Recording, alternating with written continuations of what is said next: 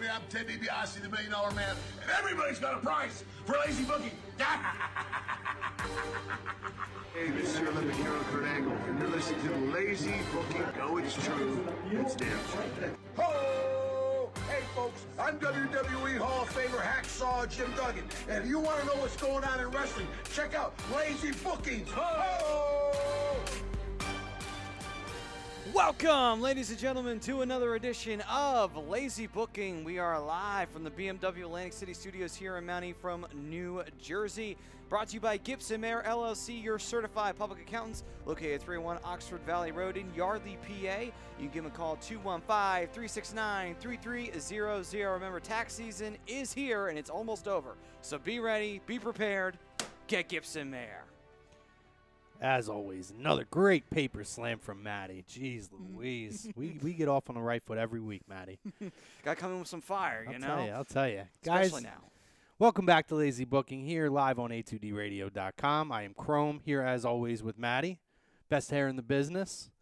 Looking very festive for the topic of conversation today, absolutely. too.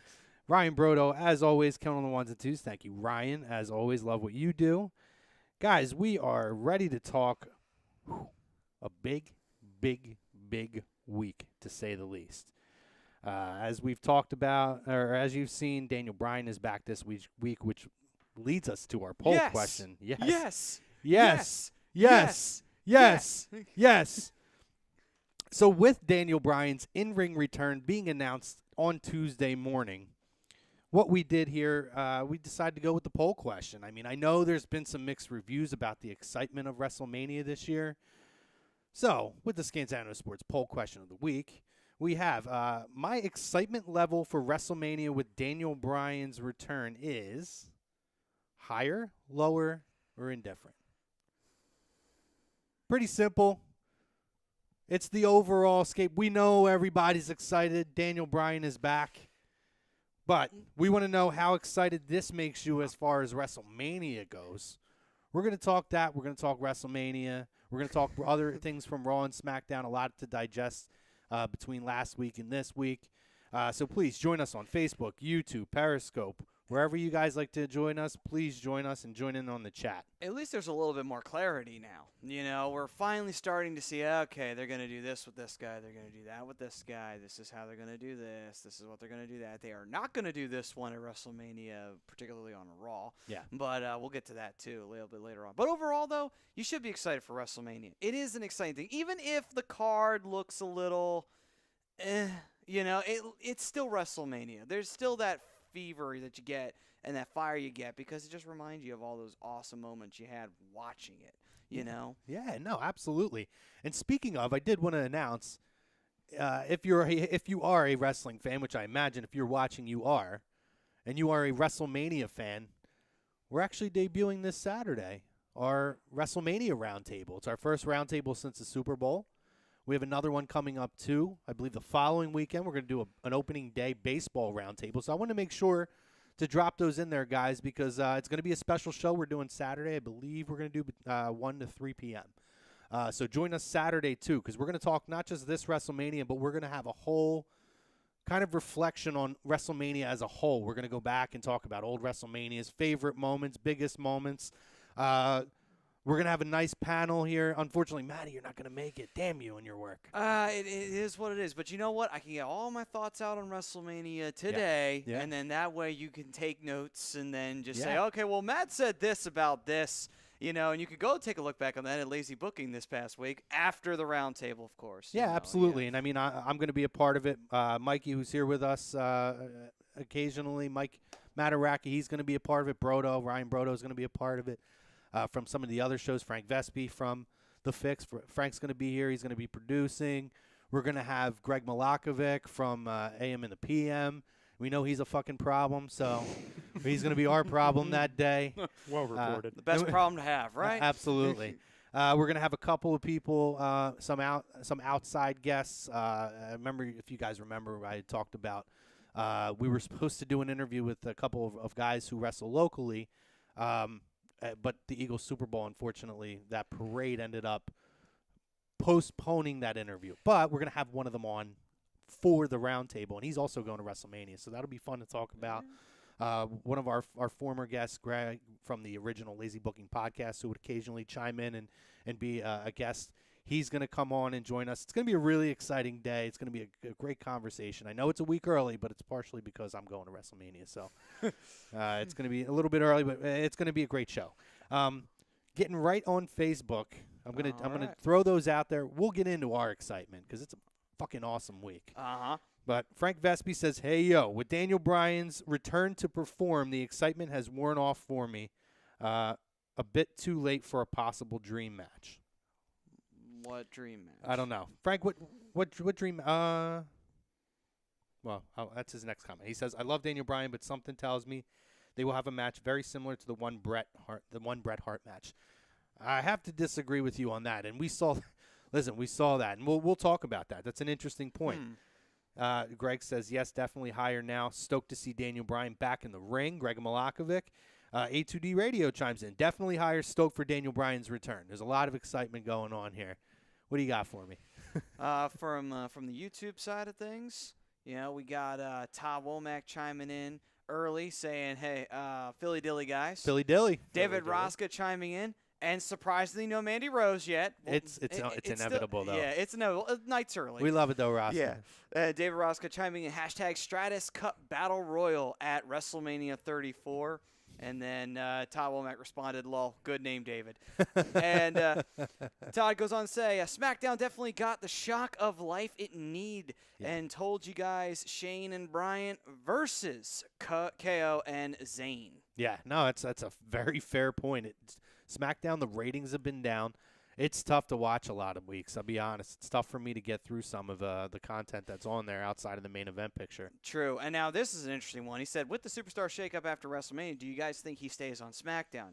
He should stay on SmackDown because SmackDown needs somebody to, besides AJ Styles, to kind of carry the load of that show. Yeah. And it would bring interest to Tuesday nights. Yeah, is there definitely going to be a Superstar shakeup? I haven't heard anything confirmed. No, I mean, there hasn't been anything official, but I mean, when we were talking about WrestleMania a few weeks ago, I would expect there to be. I don't know if it's going to be literally the week after WrestleMania, but I would expect there to be one within the next month, just because, how they always say, WrestleMania is the end of the season.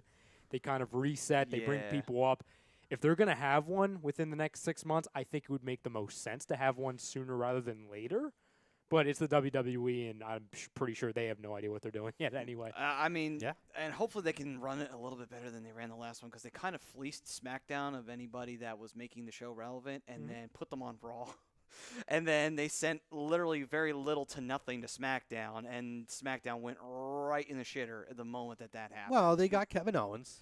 They did. And Kevin Owens has been a very focal point of that show since his inception there. He has been. But like I said, it was very few things. Obviously Charlotte went there, but then she turned babyface. And as good as Charlotte is as a babyface, and she's phenomenal talent, she's such a great heel. She is great, that it's kind of like, she's not as good as a babyface as she is a heel, at least for the mic. And it just kind of felt like, a little underwhelming with what they gave to SmackDown. And they put a lot of the talent that was thriving on SmackDown on Raw, which kind of made things a little imbalanced. At least in my opinion, that's what I got from the Superstar shakeup last year. Yeah, I mean, I don't know that we're going to see a shakeup. I mean, I feel like it's more of they might move a few people here and there. I don't know if we're going to call it a full shakeup. I think a few guys that'll be interesting to keep an eye on, though. After WrestleMania, I imagine Miz is probably going to take some time off with his child. Where do you bring him back? Do you bring him back to Raw? That'll probably depend on where Daniel Bryan lands, because I would imagine that program is inevitable. Did you see his tweet the other day? The Miz? No, I didn't. No. And he put, Daniel Bryan's back, woohoo, and he had, a picture. It was, a picture of him, or maybe it was a GIF, sitting, when he's at the announce table with the smug look, Oh, wait, I did see that. Yes. I did see that. Well, it was interesting as far as, because obviously when everyone found out, Daniel Bryan's coming back, he's going to wrestle again, everyone was pointing to, they were throwing pictures out online of, Miz and Daniel Bryan, we have to see this now. Yeah. And I think, and then WWE, I don't know if it was yesterday or 2 days ago, they released, a top 5 list, the top 5 biggest dream matches after Daniel Bryan's return. And it's interesting because a lot of them are Raw guys. And you usually, like, you can tell, like, if the WWE is promoting those matches. Like, they had one with, I think it was, like, Daniel Bryan versus Brock. I can pull up the list in a minute. Just, I don't need to see Daniel Bryan versus Brock, by the way. No, I don't. I'll pull up the list. We Yeah, I'll pull don't up the- want poor Daniel Bryan to get re-injured and have to re-retire from the ring, because that's probably what would happen if he got in the ring I'm with Brock keeping him from Lesnar. Brock. I'm keeping him from Sheamus. Sheamus already concussed him once. Sheamus is also responsible for Wade Barrett when Wade Barrett went out injured while he was hot. Oh, I'm good with that. I'll keep him away from Sheamus. I don't know what That's if was Sheamus worse. is going to be. I don't know if it was the injury to Sheamus or the barrel from the WWE that killed him so bad. So here's the article. It's titled 5 Matches We Want for Daniel Bryan After His Return. They lead off with a picture of Daniel Bryan and Brock. We just said that. Like, no, that's not a really good lead off. No, not really. I'm away from that one. Daniel Bryan versus Finn Balor. that yes, would be great. 100%. That 100%, Spectacular. yes. Daniel Bryan versus Shinsuke Nakamura. Obviously, never Absolutely. faced each other. For about 2 seconds on SmackDown, you know what I thought they were going to do? And I'm glad they didn't. It would be a phenomenal match, but it would kind of be like, like it didn't need to happen. I thought they were going to throw Daniel Bryan in the world title match.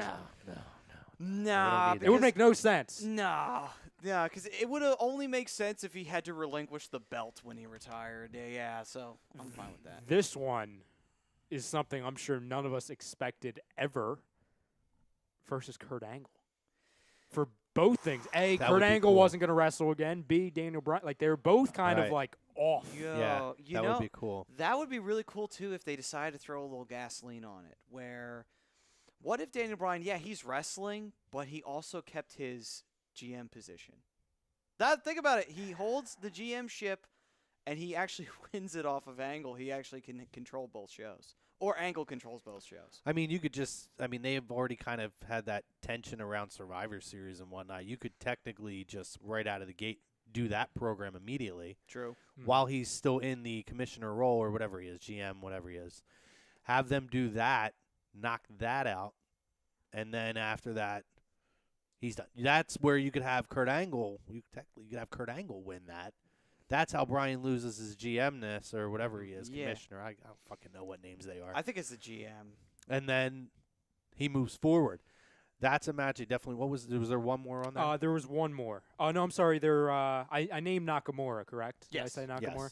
Yes. Versus AJ Styles. Absolutely. I mean, Of yeah, course. absolutely. Yeah, I mean, we've seen that. If you're a wrestling purist, you've seen Yeah. it because I actually have one of the Ring of Honor, the older DVDs. That's Okay. Bryan Danielson, American Dragon, Versus. and AJ. there's 1 or 2 matches on there, and actually one of them is really fascinating. They're very young. I think it's from 2005, Okay. and it's Daniel Bryan working as a heel against AJ Styles, and Bryan plays a really good heel in it, and he has no beard.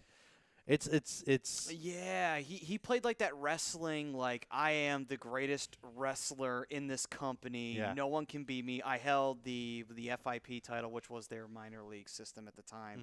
Held that for a year. I held the ROH title for a year.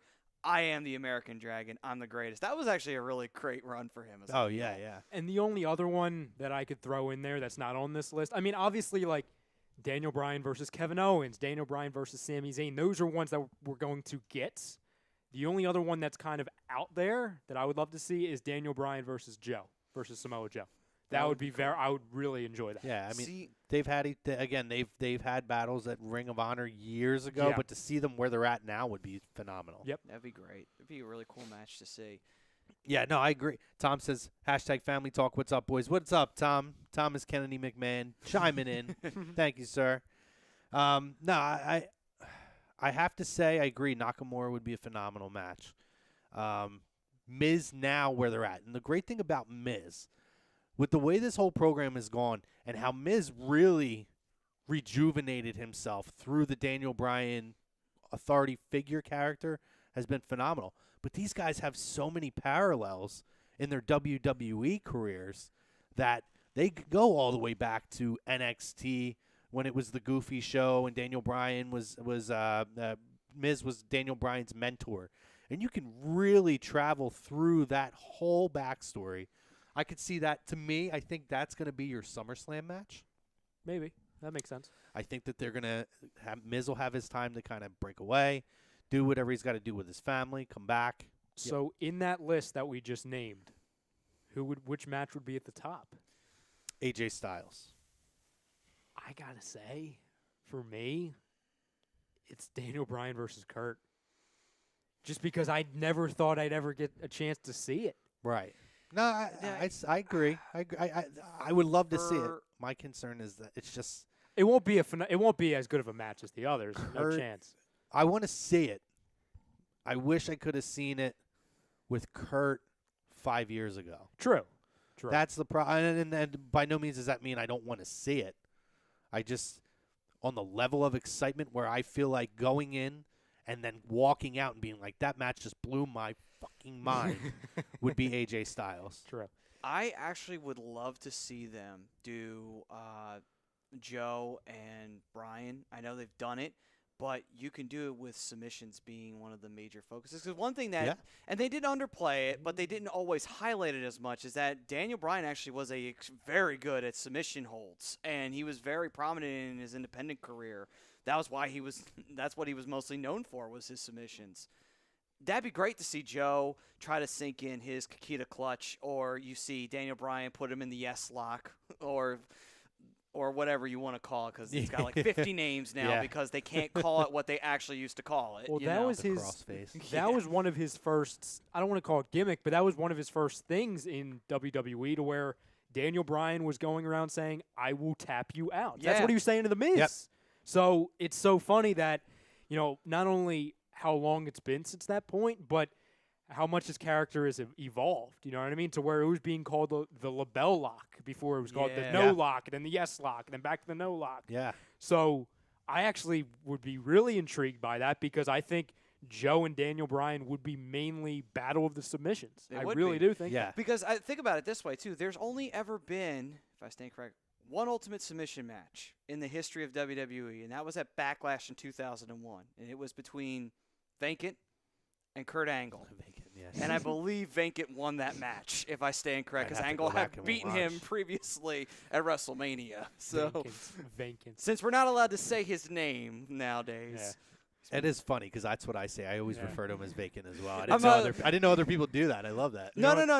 Now I call him that because you call him that. So it's just like I might as well keep the gimmick going. You know what's sad? You know what's sad? There, for about 2 seconds there, I'm thinking to myself, like, I don't remember a wrestler being called Vacant. And then I saw the look on your face. I'm like, I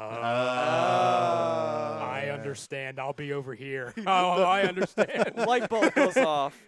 No, I mean, there's so many great matches, and even matches that we've seen, but guys who have evolved. I mean, would I love to see him and Seth Rollins now? Absolutely, with a program. I mean, we saw it when he was with the Shield, but to see a one-on-one main event program between him and Seth would be phenomenal.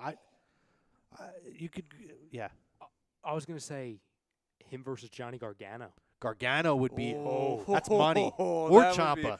Gargano or Ciampa would be amazing. That's great because, too, it's like he usually throughout most of Daniel's career, he had to face guys bigger than him. They're exactly his size. That would be so awesome to see, actually. I mean, literally just fill in any NXT guy for the most part. McIntyre. Friggin' CN Almas. Aleister Black. Adam Cole, baby. Adam Cole would be a good one. Aleister Black would be good.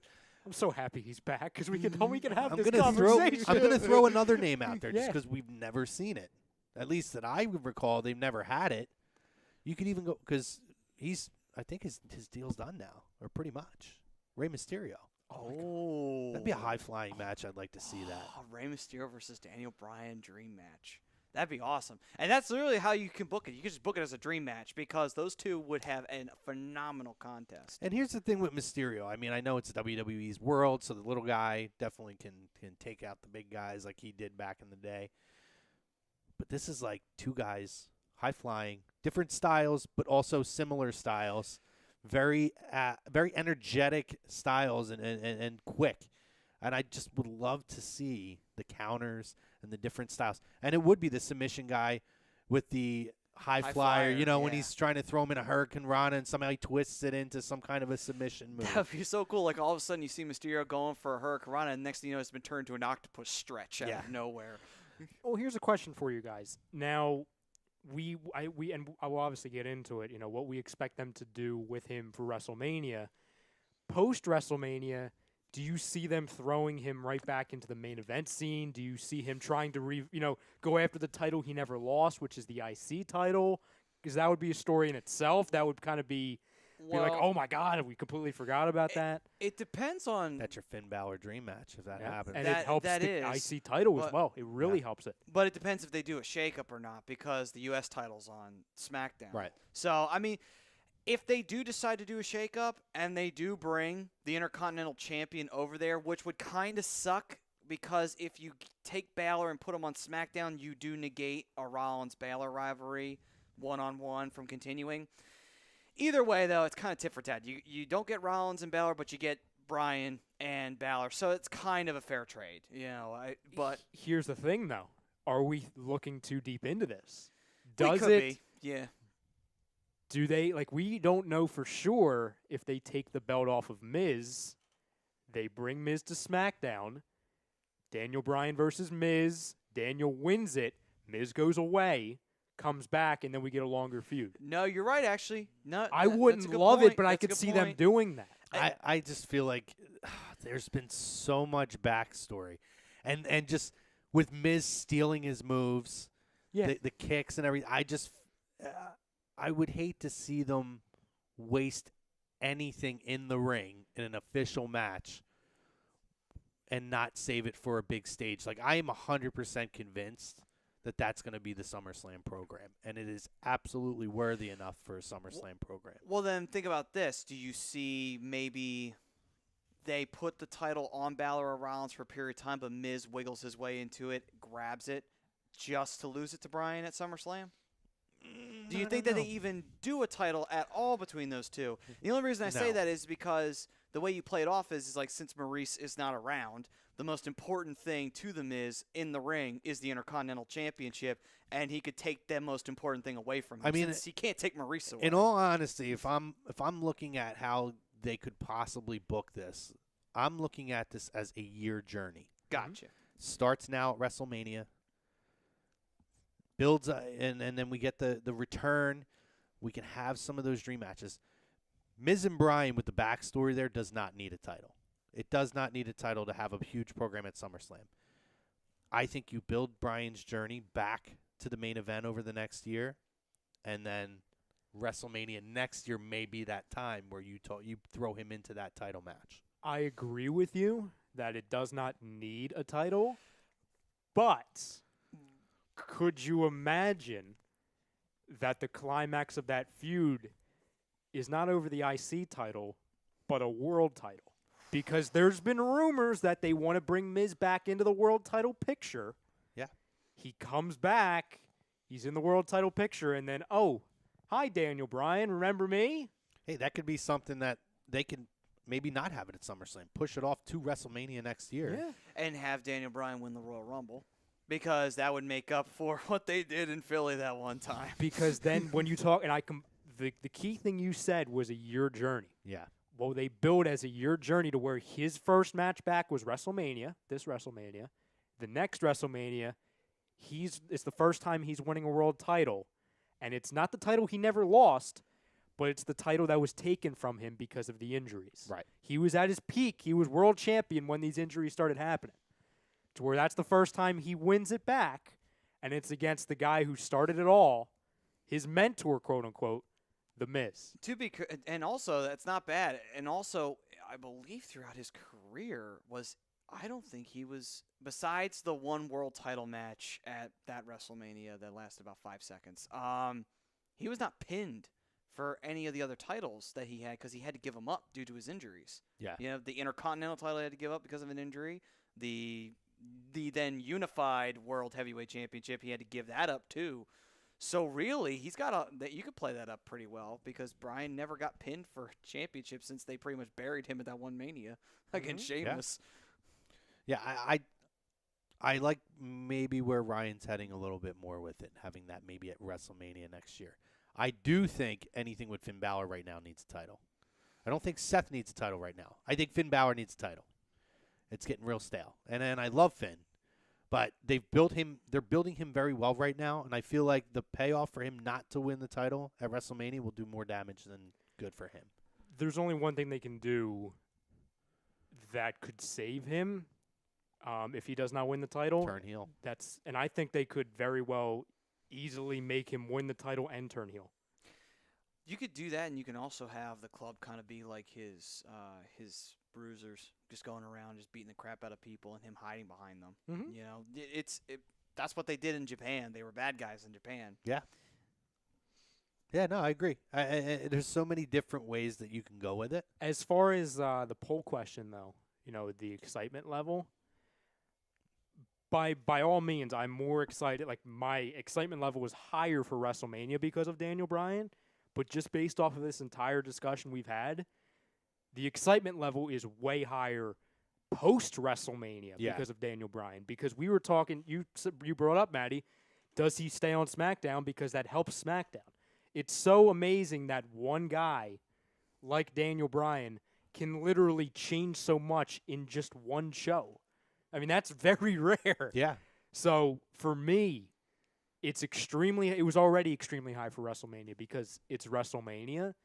But post-WrestleMania, my God, the fact that Daniel Bryan is going to be on my TV screen every week, As a wrestler. it opens so much up. And also, so much. And also, too, about him staying on SmackDown, he has to stay on SmackDown. I don't care what their reasoning is. Oh, Raw's the A show, SmackDown's the B show. If you truly want to have two very entertaining products that give you something different every day, you have to keep Daniel Bryan on SmackDown. Do not move him to Raw. And if you're going to move him to Raw, you better give them something right back that's the equivalent of a Daniel Bryan. You probably can't, because you'd have to give up 90% of your main event roster because he's that over.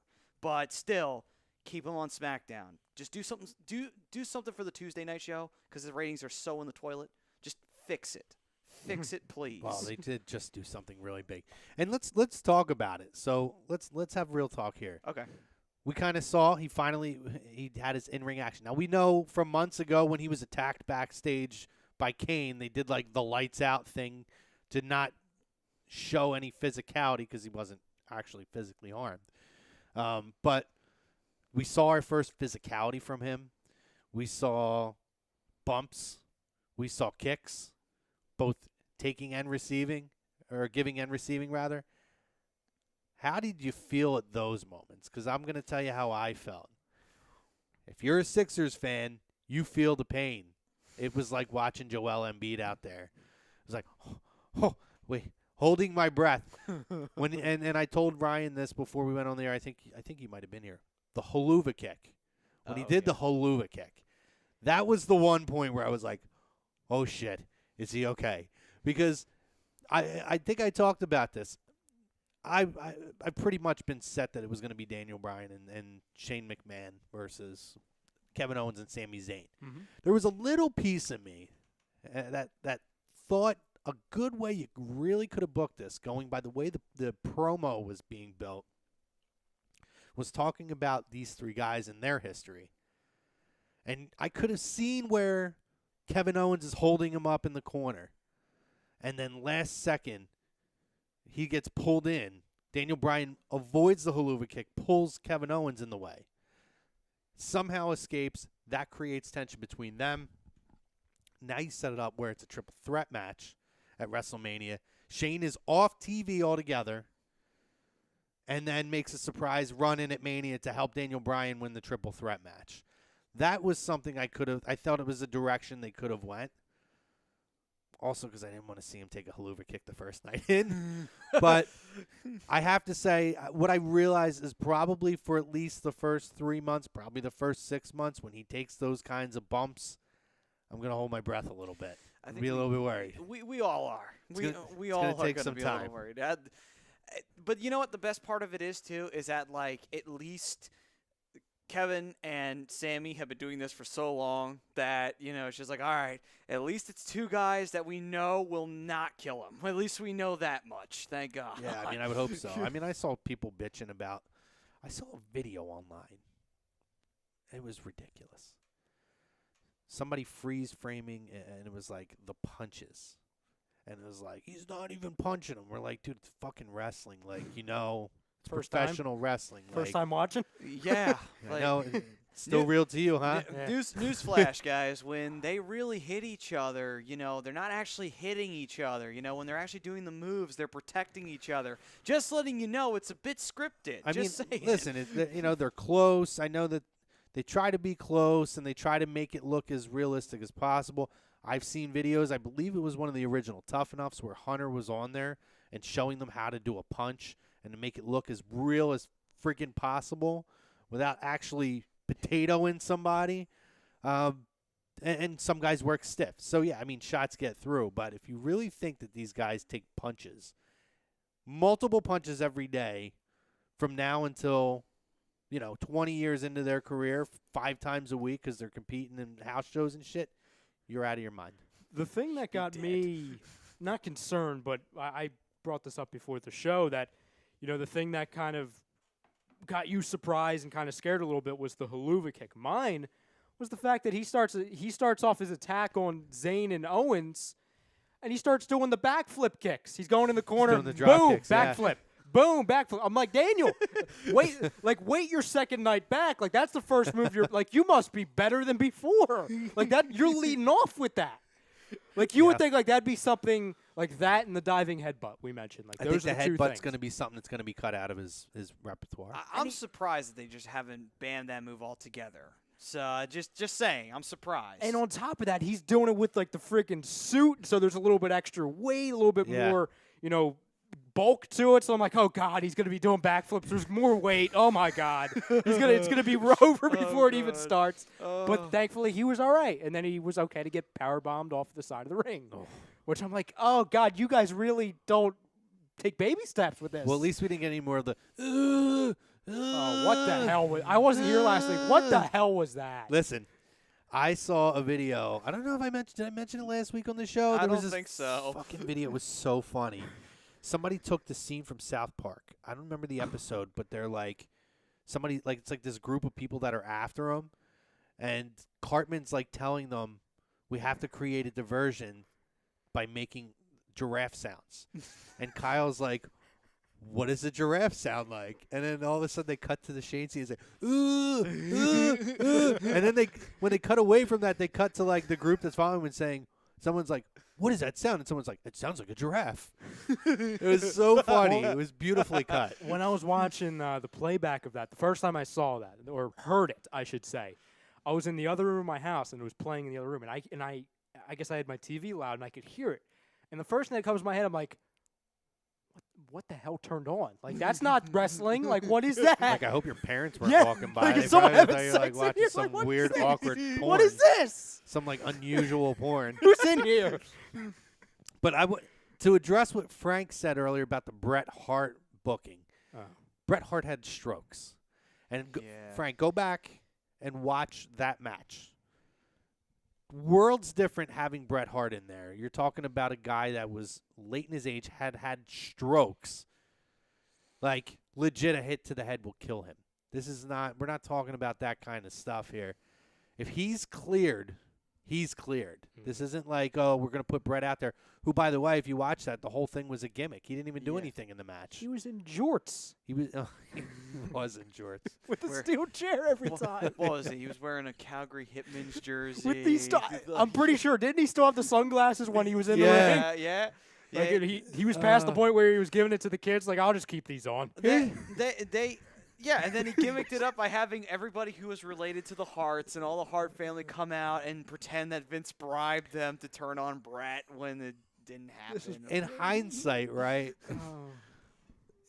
Oh, that was You bad, look man. at, okay, we want to give the fans the payoff from, like, the ultimate real-life angle that worked, right? I could have did without that. Yeah. I could have did without that. If you want to know what the real payoff is, all you have to do is read his book or actually know the history, because Bret actually did punch Vince at the end of that. Vince literally walked up to him as Bret was in the shower and pretty much asked Bret. He just stood right there and wanted Bret to hit him. So Bret walks out in front of everybody. He's butt naked, and he puts on a towel because he didn't want to hit Vince while he was naked for whatever reason. And he punched Vince straight across, right into the eye. That's why he has that black eye the following night, folks, because Bret punched him dead in the face. Crow, after he came back, we cannot forget, I wish we could, the fact that he won the IC title with a Bret Hart hockey jersey and jorts over the Miz. And then he just gave it to R-Truth. Like, here you go. I don't wrestle anymore, so here. Remember that? God. I Gave do, it to unfortunately. R-Truth. Oh. Gave it to R-Truth. God. Some things you can't unsee, unfortunately, and that run was one of them. But Do you think that Miz like is haunted by that? In the back of his head, just like, I lost to Bret Hart, who had strokes. I was forced to have to freaking do the job for Bret Hart. you know, Bret's his own biggest mark. He probably he wasn't probably going to put him over. Hey, buddy. Got the Thomas Kennedy McMahon in the building, folks. I almost called him Vince. No. Yeah. Yeah. Just switching it up. No, we're good. That's we're why good. I had him. $70 billion. Want to come on? We're talking Bret Hart. No. He's Oh, who wouldn't? yeah. Thank you, brother. Oh, yeah. wait till you see what Greg has. We were having an auction before the show. So we have a question here. If you touched on this, sorry, we have not. But what are the chances we see Elias as Braun's tag team partner? I've been calling it, and it's going to happen. I think it's Going either to happen. it can either be two guys, in my opinion. It's either Elias Or Big Show. Yeah. It's the only two that Better make not be sense. Big Show. Please, God, tell me I it's mean, it not could Big be Show. maybe Mark Henry, but No. Well, he's not. Apparently, he's not technically retired. He comes back the same year. He He's enters going the in Andre Battle Royal. He gets eliminated by 9 guys all at once, just like the Big Show. But And then we're like, see you, Mark. We'll see you next time we're in Texas. Yeah. Like, that's literally. And I don't want to see Big Show again. Like, didn't he retire technically? Like, wasn't he saying he was Apparently going he to retire? didn't. What? He was supposed to wrestle Shaq, then he got upset, so he's like, I'm done. Well, I know. I mean, the lasting impression we had was him getting put through the cage by Braun. True. Isn't that like tradition? Well, not necessarily 100% tradition, but you go out on your back. Like, that's kind of passing the torch to the new big guy in the company. So it's kind of Yeah. like, wouldn't it be just like, Well, leave I it mean, at essentially, I that, think you that's know? what he did. But if they're looking for a tag, I mean, I think it's going to be Elias because you can't keep him off the program. No, not And I think he's No. definitely above the Andre the Giant Battle Royal at this point. Yeah. Well, like here's- Elias is a main event player now. Yeah. Like he's the shit. He's legit. Here's my question then, and I love Elias, I really do. Even though I accidentally kept him off of my my wood book WrestleMania I thing. called a few weeks you ago. out on that shit. And I justifiably so. Are you afraid that they would make that tag team not a comedy tag team, but they would exploit the irony in it, the comedy in it? Because Elias is great, but he's more of a comedy figure at the moment than a serious threat, I should say. Well, here's what I'll say. If that happens, so be it. Look at Sheamus and Cesaro when they first got together. They did that. Daniel Bryan and Kane, when they got together, they found the irony of it plus the kick-ass in the ring. That was one of the greatest That was segments one of the ever. greatest teams ever. Speaking of Daniel Bryan, Kristen Gideon says, my excitement level did go higher for WrestleMania with Daniel Bryan coming back. Yes. Absolutely.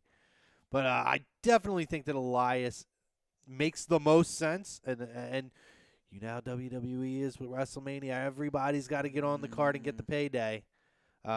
So, yeah, no, I wouldn't be. I think that's a very likely scenario. Yeah, possibly. So, Yeah. got some other comments here on the YouTube. On the YouTube. Todd Womack was saying about the round table on Saturday. Have a seat ready for me at the table. Bro, if you want to come in, you're good. and We got a spot for you. You could join the rotation. Absolutely. So if anybody hasn't seen the round table real quick, the way we work it, it's commercial free. We don't take breaks on it. We just every 10, 15, 20 minutes, whenever someone feels like jumping in, we just rotate it around. We stick on. It's just a frequent rotation. Think of it as the Eagles' defensive line. Yeah, that's exactly what it is. Absolutely. Everybody Next man up. Yes, interchangeable. Whenever you're ready, we're ready for you. We got depth, guys. We're good. We howied this shit. Yeah, we prepped. We called Howie Hero and said, bro, can you book us a lineup for this show? He's getting into wrestling now. Yeah. He's like, oh, I'm too good with the Eagles. I'll get into wrestling. It's like Paige backstage. Everybody gets a turn. Right? Oh, my God. Oh, That was really good, this though. is the Page. Yeah, this is the Page Memorial, or this is the first annual Page Recognition Roundtable. I got to say, what an awful year. I I'm not making fun of it. It's like, what an awful year. Like, it's really Here's my really thing with Paige. I feel she bought a lot on herself with the whole Del Rio thing. And maybe if you don't realize it when you first get in it, she just got sucked into that shit. And it got real bad for a while. But she finally got out and seems to have her head on straight. And then I haven't heard any confirmation for sure that she's done. And I hope not, because then that would officially mean that Sasha Banks ended her career by accident. But that would be how it would go in the history I don't books. think that's going to be the first one that Sasha Banks ends their career. No. I know you love Sasha, buddy. I I'm sorry. know. I don't. You just know how to pick them, don't you, Matty? Fucking Matty. Jesus. He What? does. He picks the He has winners. nothing to say either. He's like, "Who what? the-" Go to his He's like, chart. look, you're right. Like, she injures everybody. So. It's like, oh, well, it is what it is. I mean, hell, if it hadn't been for professionals, Goldberg would have ended how many careers? So, oh, well. We'll definitely talk more, Brian. Let's break down a little bit more of Raw. So the opening segment of Raw started with, and again, it was, I don't know how I feel about it, but it started with Kurt Angle coming out and addressing the whole situation, and then boom, Roman shows up. Of course, Roman shows up, which, by the way, when he doesn't have his vest on, he looks exceedingly smaller. I don't know if anybody noticed that. Yeah. Well, that's probably why they have him with the body armor. I mean, he's not a small guy. No. But just because he has that, I guess it's bulkier than I thought. When he walked in with, it was like the T-shirt of the vest. Yeah. Just not the... First, I was like, why is he so fucking skinny? Then I'm like, oh, shit, it's not the vest. It's a tank top or a cut-off sleeve shirt. I was just impressed with how much smaller he looked. Are you a fan of his attire? Because I think it's one of The vest is stupid. I think it's one of the dumbest things I've ever seen. What I think is dumbest, too, is that it never fully kind of divorced the Shield. Then that's exactly my problem. Yeah, I agree. yeah. And they also still have the Shield theme song. It's just like, they could give him his own theme song, his own look, like they did for both Dean Ambrose and Seth Rollins. Just took out the walkie-talkies. I mean, I would have been cool with him having the song without the vest, but by just basically maintaining that gimmick, it just got real corny to me. Well, since he's the new big dog, just give him a Limp Bizkit song. And then there you go. It's all solved. Then he's officially evolved into the new Undertaker. Oh, boy. It's just like, if he's truly going to be the face for the next, let's just say, 15 years, okay? Or 10 years. Let's just say 10. Just make it safe. Well, first off, it's going to be extremely hard. Like, my thought is, for the next 10 years, is he always going to be in the vest? Is he always going to have the Shield music? Because at a point... Probably. I don't think they're going to change his music. So that means he's never going to evolve as a character, unfortunately. Well, his vest, they might take the vest off, but I think he's going to keep the music. I just look at it as... Hell, if they turn him heel, the people will resent him for keeping that music. The music would... People will resent him for continuing to have that music. You do everything that you can for the fans to fucking hate you. It's just like, if he's going to be the babyface #1 guy for the next handful of years, I just look at it for me, big-time characters have great music, especially baby faces.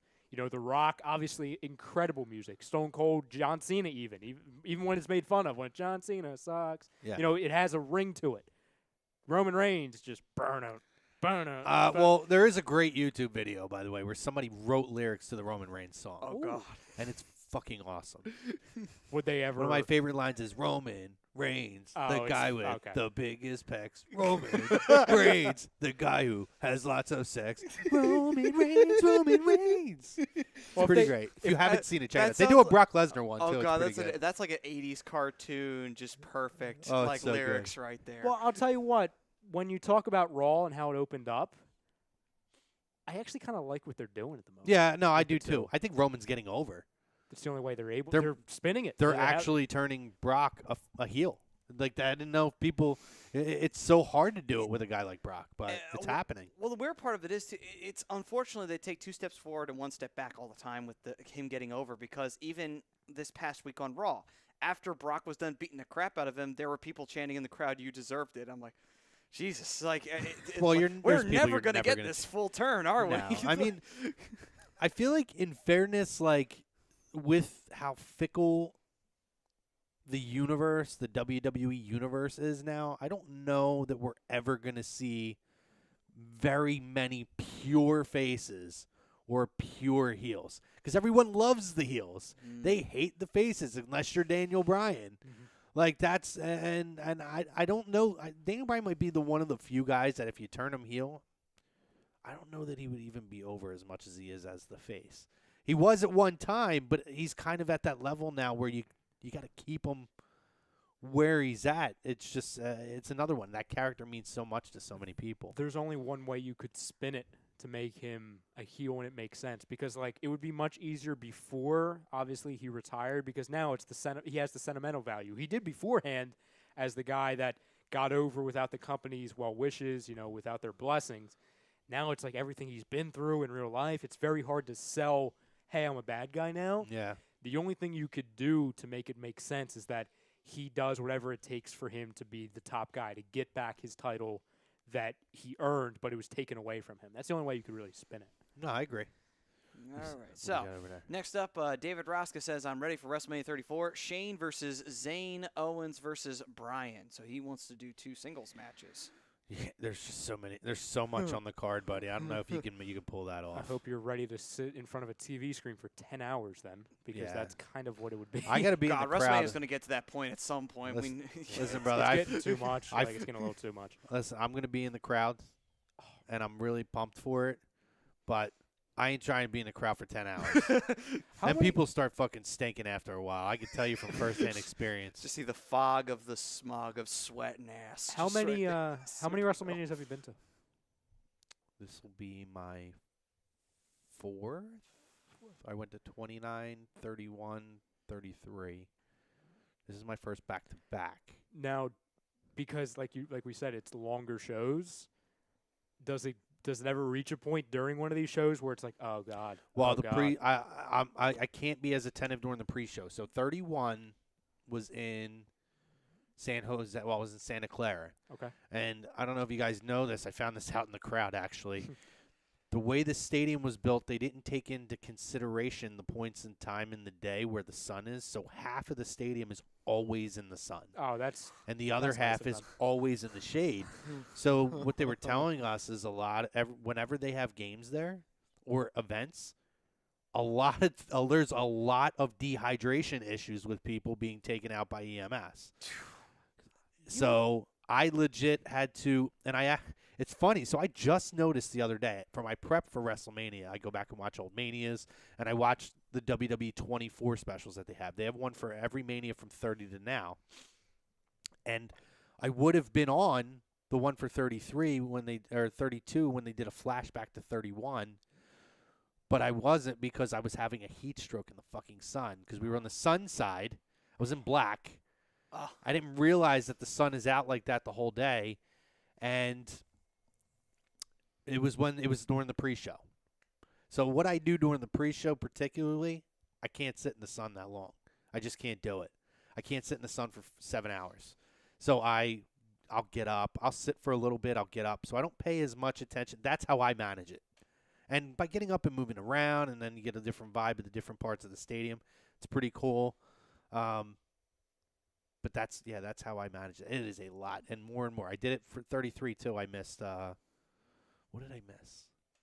I missed part of the cruiserweight match between Aries and Neville.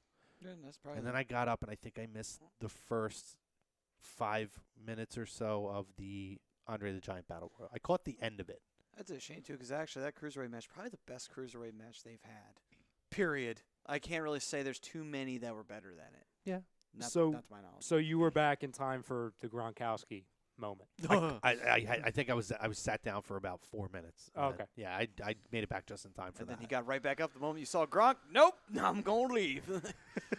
Yeah. I actually think I did get right up after the match and walked around again.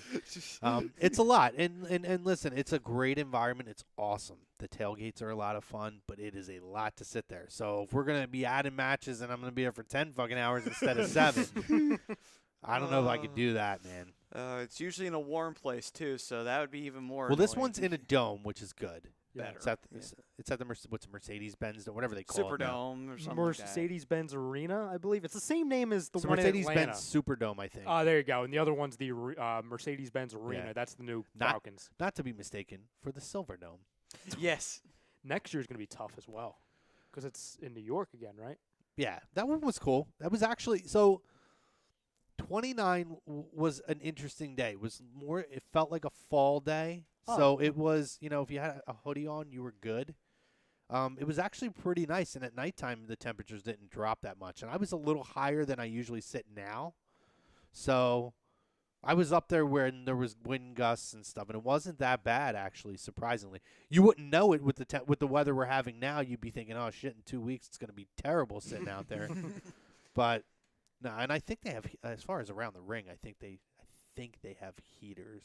Oh yeah, I remember reading or up on something. that because they were extremely concerned, like the entire month before that WrestleMania. Well, the temperature wasn't very good beforehand, And the winds too, because that's notably a very windy stadium. So they were thinking like, oh God, are the props going to get all screwed? Well, you got to worry about the canopies falling down. Exactly. Yeah. But. Yeah, no, that's my experience with it. This is going to be different because it's in a dome, so I'm interested. This is the first time I've been to a wrestling event in a dome. All right, and then Todd Womack coming in saying, a little Eagles talk. Do you guys like the Wallace signing? That's what he said. Come on, Todd. It's a wrestling show. No, I'll tell you, though. I do like it's a good signing. Short answer, yes. Yeah. Long answer, you'll get it next week. Yeah, no. Tune in. I'll give you a brief. The brief is it's Torrey Smith 2.0. It's an upgrade from Torrey Smith, and I like Torrey. This guy has better hands than Torrey. I think it's a good signing. We'll definitely break. I know they're going to break down.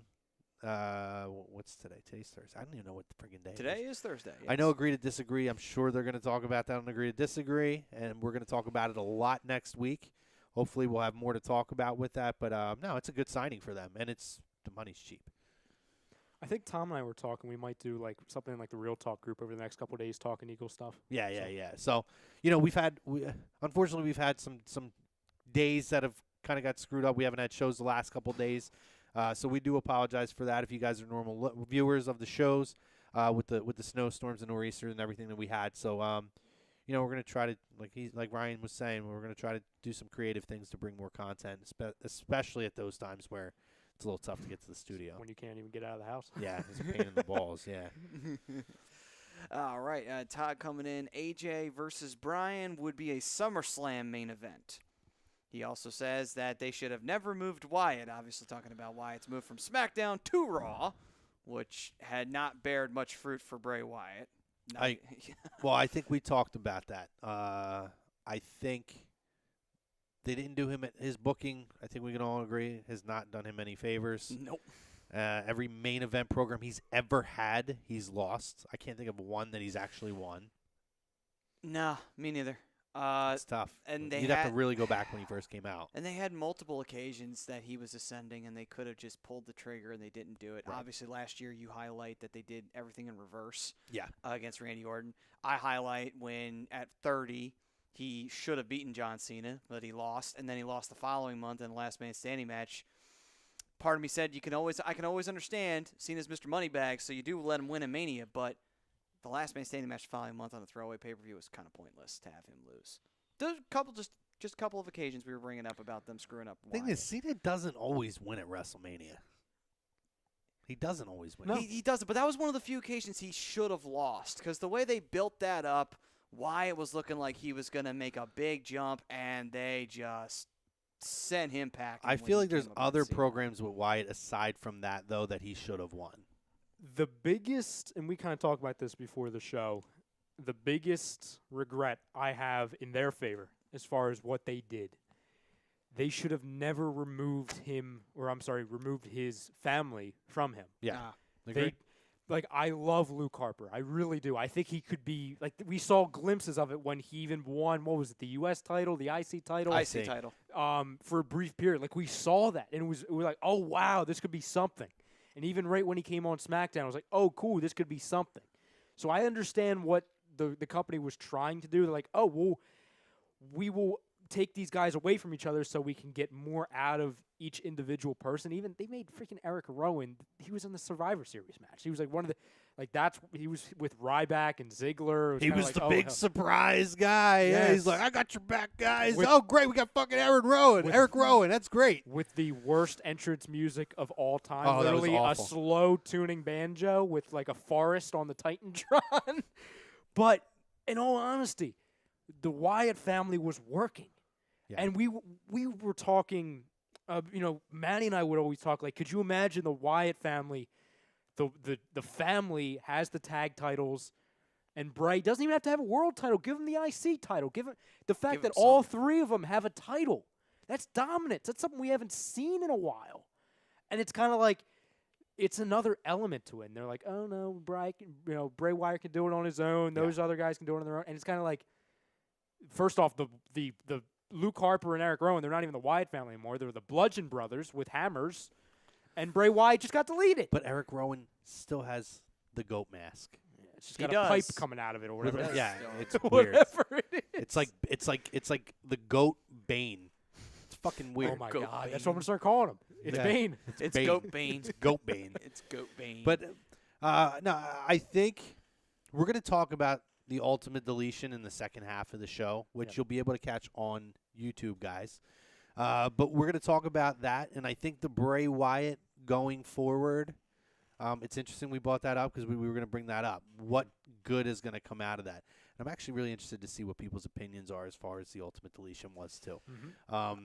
So we're definitely going to touch on that. Yep, and then We're going to get one or two more in before we go to break. Okay, next thing coming in here, Todd Womack again, as usual. He was saying, great story leading up to the Rumble. We can get great matches, but to have the Miz and Bryan at WrestleMania for a title would be awesome. Miz is licking his chops for it. And obviously talking a little bit earlier about the possible coming of full circle matchup at WrestleMania for a world title. And then he goes on to say, or do you guys think that they should bring back the Undisputed title and have Miz versus Bryan with Miz holds the Raw belt and Bryan have the SmackDown belt and they unify them? I don't know that I'm ready for them to give up totally on the brand split. I like having different champions on the two shows. Yeah. But what I wish they would do, it's almost like I'd rather see the champions. When you're a champion, you stay on that show. But if you're not, you can be interchanged in between both shows. I understand what you're saying. My whole thing is I feel like that would be really hard to do. You'd have to be creative for sure. And I know asking WWE to be super creative is really a difficult task. This day and age, yes. Wouldn't that be designating 3/4 of the roster as just floaters? That's kind of what they would. It's better than them doing nothing, I agree. I understand. you know?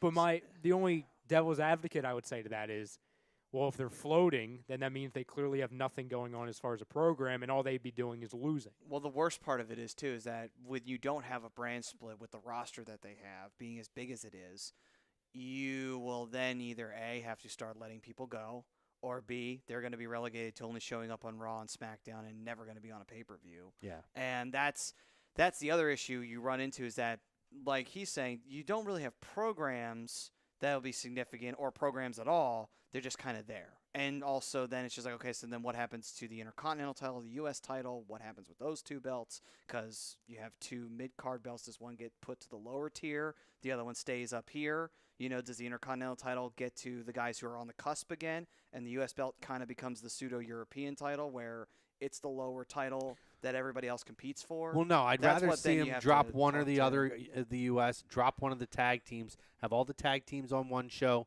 and then have the other single secondary title on the other show. Interesting. I think that would be a good concept to do that. And then you could start kind of weeding through that way. I think it would be easier to put the tag teams on SmackDown because it's a shorter program, and you're going to have less viable candidates. So then you can use the 3 hours of Raw to have those sub-programs, to have guys build themselves in the standings to be in a world title hunt or that secondary tier. Maybe. I think that would be a better way to go about it. More room for storytelling on Raw as well with the extra hour. Yeah, I just don't see them getting rid of. They just bought the Universal title in, and they're never going to get rid of the WWE title. So it's going to be a few years before they start bringing everybody back into one space. No, I think the only major change that'll come in the next few months is that it just won't have, like, every pay-per-view will be both shows. Oh, I'm sorry. Yeah, exactly. It'll have both shows. Well, now that's what they're going to do. Yeah, like, I don't think there's brand-specific I don't ones, think they'll get rid of the brand split. I don't think they'll have floaters. I just think they'll have a few less programs on SmackDown because we noticed, like, there'd be a random, like, 3 matches that you would see, almost Filler. as filler content, to where they can have 3 major, programs on SmackDown, maybe a 4th, and then make, like, 4 on Raw, or 5, because that gives, like, 9 or 10 matches, and they're trying to go longer with pay-per-views anyway. So, yeah. So we're going to take our break now. So thank you. If you're on Facebook and you're joining us, thank you guys. If you could move over to YouTube, second half of the show you're going to be able to find on YouTube. Ryan's going to drop the link in the comments. If you're on the Facebook chat, I'll drop the link right in the chat. So, just stay tuned. It's going to be in the comments. So this is going to be our new format now. We're going to move the second half totally on the YouTube. So thank you for joining us on Facebook and Periscope. Hopefully you guys will join us on YouTube. We're going to continue to talk WrestleMania programs that have come out of Raw and SmackDown. We'll continue to talk Daniel Bryan. We'll continue to talk the poll question. Matty, give us a read, buddy. All right. Well, this whole thing was brought to you by Scanzano Sports Center, located at 5 Carnegie Plaza in Cherry Hill, New Jersey. You can give a call at 856-889-3434 or visit them on the web at www.scanzanosports.com. Thanks again, you Facebook and Periscope. We'll see you guys over on YouTube in 5 minutes.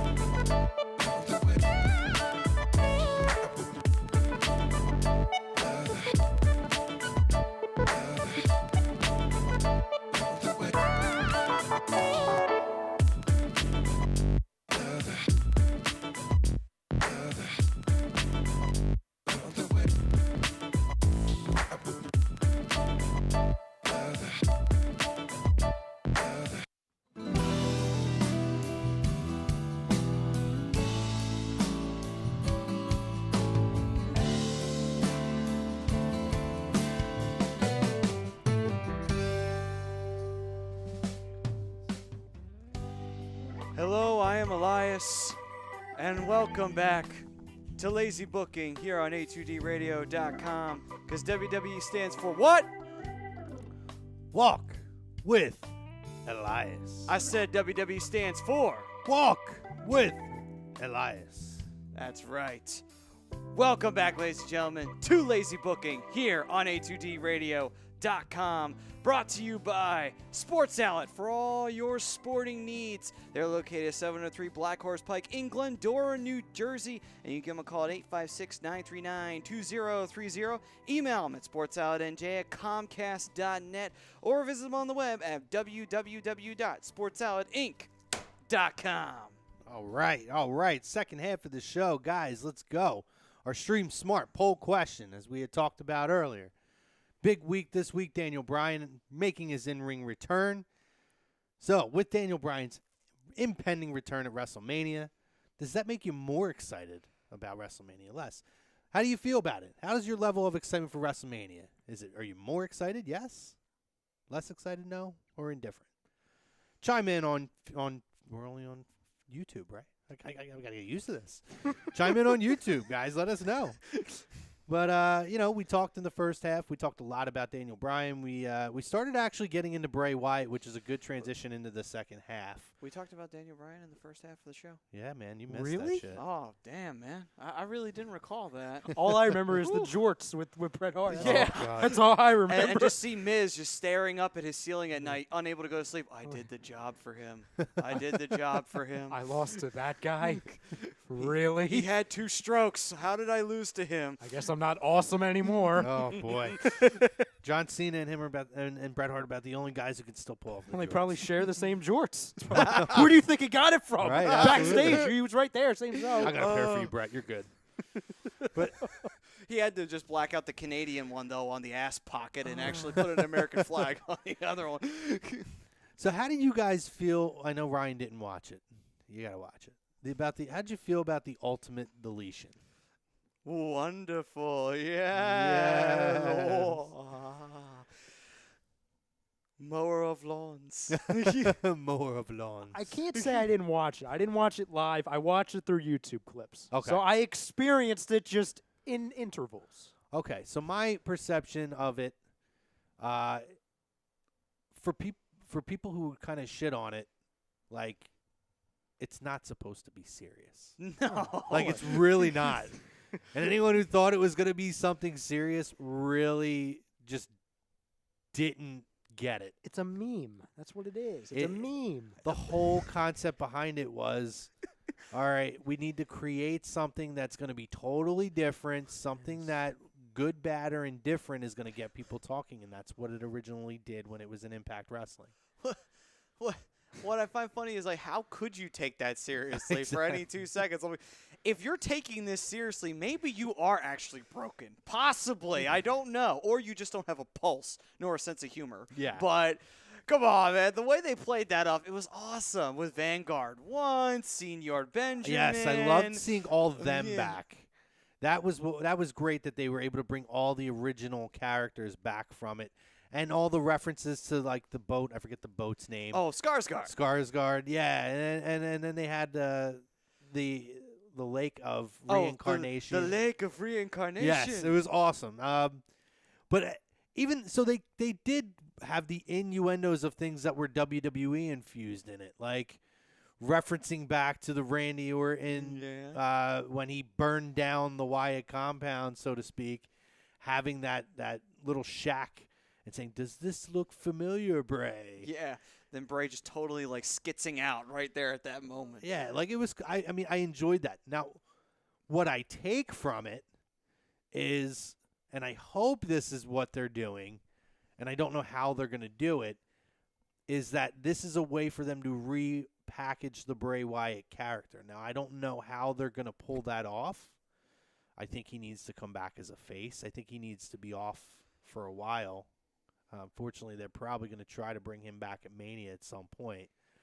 But I would like to see them do something different. And I know we talked about it. This may be a way that you can finally bring in a actual walking and talking Sister Abigail. because it is the lake of reincarnation. It is. You could reincarnate Sister Abigail. And it not be Bray and drag. Yeah, it could be. Yeah, it could be easily played off. It's just like they unwittingly put him in the lake of reincarnation, but Bray Wyatt was ready for it, and therefore Sister Abigail rose out of the lake of reincarnation. Because it's so far fetched, it's so out there. You could easily do that. Like, I personally though, the whole Ultimate Deletion thing, I don't know. Out of that entire episode of Raw, that was probably my favorite part. Like, I'd have to say, although they did not show it in the arena. They showed Elias and Braun fighting each other, which is fine and all. That's great. Didn't Ronda come out as well when they were playing that? I Didn't Ronda think- Rousey come out when they were playing that? That was a dark match. Or not a With- dark match, but she did a dark segment with Dana Brooke. Yeah. And she okay. ended up having a physical altercation with Dana Brooke as well. Didn't she? People were saying she botched like a suplex or something. Maybe, I don't know. I didn't see it. Dana or Ronda? Because either Ronda. one of them are capable of No, this. if it was Dana, I'd be like, yeah, it's Monday, of course, like that happens. But I believe it was Ronda. People were saying that. That's what Okay. I'm going to say about Dana Brooke. When Dana Brooke first came up, she was green. But what I liked about Dana Brooke was she actually worked as a heel. Like, she Yeah, did she the did. shit that Mark Henry does, where she was talking shit while she was doing it. Like, I love that. And you don't see a lot of that, and you didn't see that with women, No, really, no, as far as the actual, like, the whole time that you're in the ring talking shit and, like, being a heel. And I liked that. And now, they palled her with Charlotte, and that kind of kiboshed all that. Mhm. But that wasn't. It could have been better, but the problem is that they also had Flair there. So it's just like, well, you already have Flair there. It's one thing if you have Dana there. Like, Dana can be the lackey and then eventually get, heat on Charlotte. But they never really followed through with that as well as they should have. right. I will say with your theory, and I agree with you, the whole, just having Bray Wyatt stay away for a little bit, then come back and be repackaged. Number one, I completely agree with you. I don't know how they're going to do it because it's how does one repackage Bray Wyatt and keep him Bray Wyatt? Because the only two ways we've seen as the true, the guy who plays Bray Wyatt has been Bray Wyatt and Husky Harris. Like those are the two phases we've seen. Maybe we're getting Husky Oh Harris. my Yeah, God. maybe Husky. he's coming back Or as maybe Husky. Maybe Yeah. we're getting, it is tax season. Maybe we're getting IRS Junior, guys. Oh, Lord. You still haven't done. But And for- Todd Womack said, too, which he Yeah. said that, and we talk about people who don't get it. Michael Cole shit all over before it even showed. it's because This is what you're going to get. Michael Cole's an asshat. We already know this. I don't so. mind Michael Cole, but it was ridiculous. But I love that Corey Graves, like, totally was playing it up, though. Yeah. Yeah. And he's like, what are you talking about? It's the ultimate deletion. But you know what? That's just how they are. They try so hard to do the Jim Ross, Jerry Lawler thing all the time. They try to do the heel and the baby face. So the problem is, like, there was only one King. There was only one JR. And even when King was with Vince, he could do it then. You know? It's just, there's only one. And there's only one Bobby Heenan and Gorilla Monsoon. You can't recreate any of those tandems. I'll tell you when Michael Cole, real quick, was his best, in my opinion. And it's actually a shame because it was a network event. It was when they had the United Kingdom Championship. Oh, That yeah, tournament, he was great for that, yeah. because he wasn't being fed anything. He could be his own guy, I felt. It Yeah. seemed like he was more loose. And it's a shame because it's like all of the criticism towards Michael Cole, I don't even think it's Michael Cole. I think it's what he's being fed. Yeah. See, I don't mind Cole. He doesn't bother me. I actually think he's a good commentator. I do think that there's a lot of the bullshit that's fed into his ear. I didn't like that he was shitting on that. I thought No. it was stupid, and to me it demeans it. You're already putting what's going to be something totally different that they've never really. All right. Let's not forget that they tried to do it with the Wyatt compound and the New Day, which was awful. And that was awful. There was nothing funny or gimmicky about that. It was terrible. And then they also tried to make the creepy house with Randy Which Orton was and Bray awkward. Wyatt, which was also terrible, too. Right. But you could tell that Matt Hardy had a lot to do with the creative of this because it was very similar to the Impact. Now, when I had said to you, it wasn't the best one they've done, No. but by far it wasn't the worst one. No, I think the best one would have to be, what was it, the final deletion, I think it was, when they were against, what was the name of that stable that they were rivaling at the time for the tag titles? Oh, the one with Abyss? Yes. Oh, dear What Lord. was the name of that Decay. Decay. Thank you, Decay. There we go. Which I actually enjoyed Decay. I thought Decay was pretty good. That was a good storyline. Yeah, one of the few good ones they had in TNA at that time. Yeah. Poor Abyss. That's all I can say. Poor Abyss. Hey, give the man props though. Oh, he had the by all means. opportunity to go to WWE and he turned it down in favor of staying with TNA because he was a big part of TNA's television and a big part of that product. I got no props for that. I was gonna That's say, a terrible decision. No. I'm not saying no. I would give props to him for legitimately taking a chance and trying to stick with it. There's something about that where it's just like, okay, he pulled an Undertaker. He stayed loyal to it even when the product was at its most shittiest. He was still there. Big difference there, though. Big difference, but still, you do have to respect it. He could have easily just gone and take the money and say, screw it, I'm going to WWE. Listen. And he didn't. He didn't. I will say that. He didn't do that. I respect the hell out of it. But my thing, I think Chrome's saying as well, like, we don't disagree with you. Like, it's very loyal. It's very honorable. I just think over the last X amount of years, he's looked at it, woken up, and been like, why did I not go face the Undertaker? Well, why did I get rid of my mask in TNA and I have freaking face paint? I'll go on what you said. I'll say it's honorable, Yes. but it's stupid. Oh, it's dumb. Like, it's flat out dumb. I'm not stupid. denying that. It was the dumbest decision he made. Like we're talking but yeah. about the Undertaker could have went to like WCW that legit was on that level. Or going there. That's like saying, like, listen, I love DCW. I think we all, especially if you grew up in that era and got to see a lot of it from, like, when it was really coming up and getting hot to that whole streak they were on. But if Taz said, I'm staying with ECW, I'm not going to WWE or any of those guys for that, the Dudleys. Yep. Like, couldn't see that the writing was on the wall and they were never going to get to the level of a WWE or WCW. Stupid decision. Sorry. No, there's nothing wrong with taking the money and going. No one would have said, oh, well, shame on you for doing that. It's just more of takes a lot of balls to say no to WWE, knowing that you're going to get a bigger paycheck and probably at that time better opportunity because WWE hadn't gone to complete shits in their booking at that time. Oh. Probably would have used him a lot better at that time. Now if they go, I don't know what the hell they do with him, but Oh, no, now I'm actually surprised. Like, he's so injured. You can tell by the way he moves, which is a shame. And that's the other thing. It's kind of like you weigh the options until you're like, hey, I go to the bigger company to face the Undertaker at WrestleMania because was the rumor why they were going to bring him in, correct? Like, that was something like that. That was on the table. And you know he would have eventually faced Undertaker, whether it would have been at that WrestleMania or period. He's going to WWE. Survivor Series, yes. something, right. Yeah. Or I stay here and I get lit on fire 5 times a year. I get put through glass and thumbtacks. God. And I get rid of my mask within the next year, and I become a part of a team called the Decay with a guy named Crazy Steve.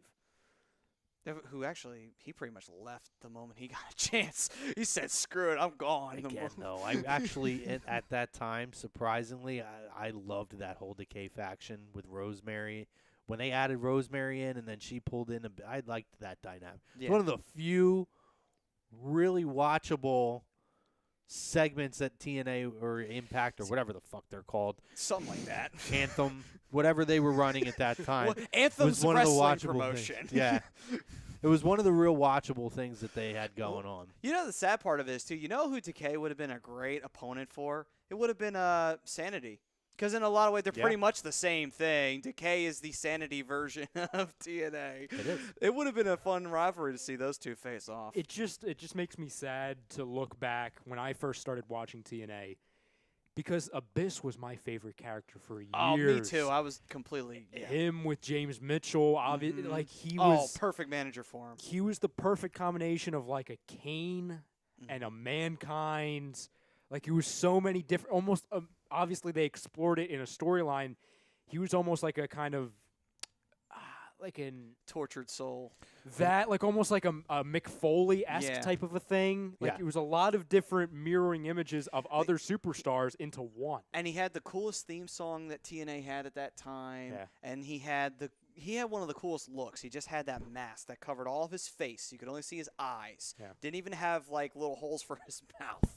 And he had cuts all on his arm from when he faced Sabu. And, like, he looked like the monster. He was the monster. It's a shame that they kind of They boondoggled a lot of things. They at actually TNA. just bought that manager back for him. What's his name? James Mitchell. James Mitchell, Yeah, they just bought him back this week on Impact. the sinister minister. From Well, his now they're days in turning him back ECW. into Abyss to go against Congo Kong.